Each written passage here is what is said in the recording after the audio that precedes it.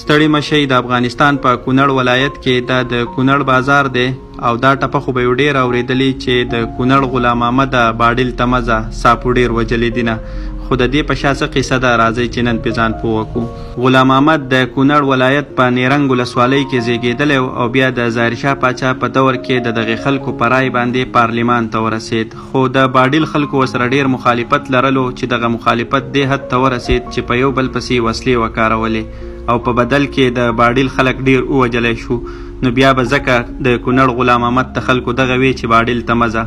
خو که وګورو نو غلام محمد په خپل وخت کې په کونړ کې د انجونو دپاره اولنۍ ښوونځی خلاصه کړې وه چې ورله خپله شخصي ځمکه ورکړ وه او په دغه ښوونځی کې په اول ځل باندې خپلې لورګانې کېنولې چې د نورو خلکو ته دا پته ولګي چې تعلیم څومره مهم دی او داسې د هلکانو دپاره هم ډېرې ښوونځی خلاصې کړې وې. نو د دې نه معلومیږي چې د کونړ غلام محمد په تعلیم باندې مین او دغه خلکو دپاره یې د پرمختګ لارې برابرولې.